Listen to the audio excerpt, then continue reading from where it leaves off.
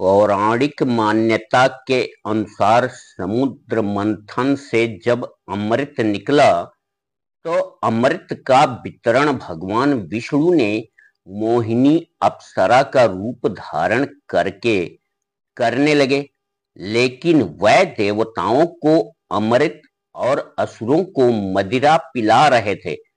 भगवान विष्णु की इस चालाकी को एक दैत्य ने भांप लिया और धीरे से खिसक कर देवताओं के बीच जाकर बैठ गया और अमृत पान कर लिया।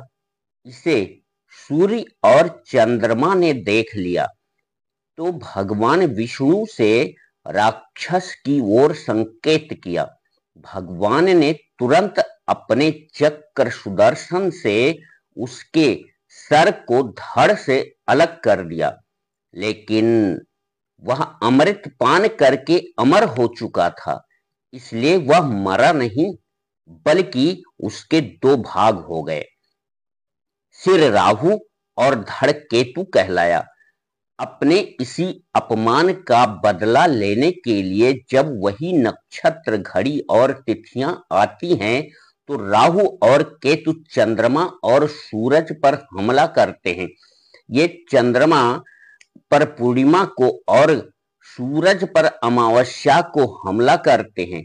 ये अपवित्र और दुष्ट राक्षस इन देवताओं का जो अंग छू लेते हैं, ये देवता उसे काटकर अपने शरीर से अलग कर देते हैं।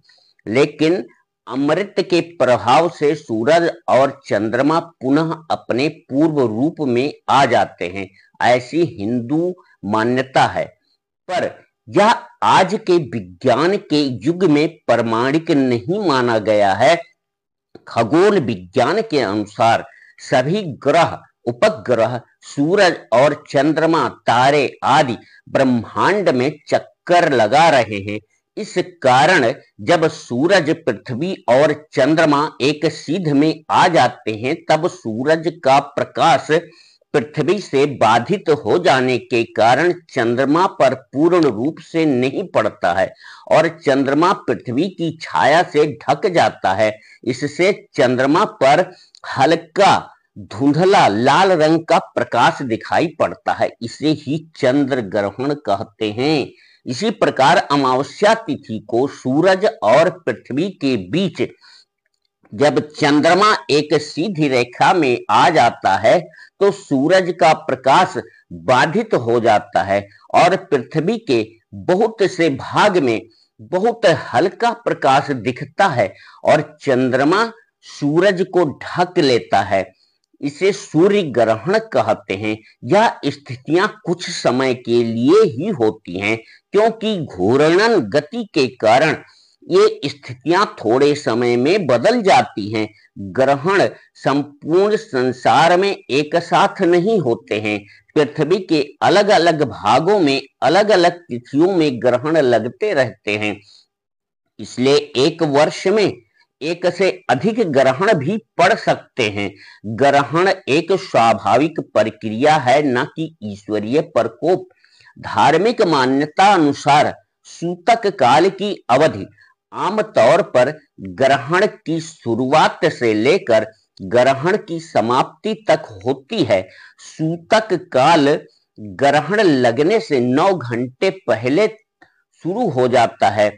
सूतक काल को अशुभ समय माना जाता है और इसलिए सूतक काल के दौरान कुछ कामों को करने से मना किया जाता है।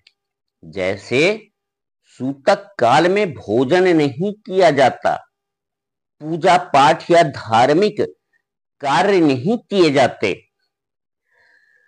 गर्भवती महिलाओं को घर से बाहर निकलने से मना किया जाता है।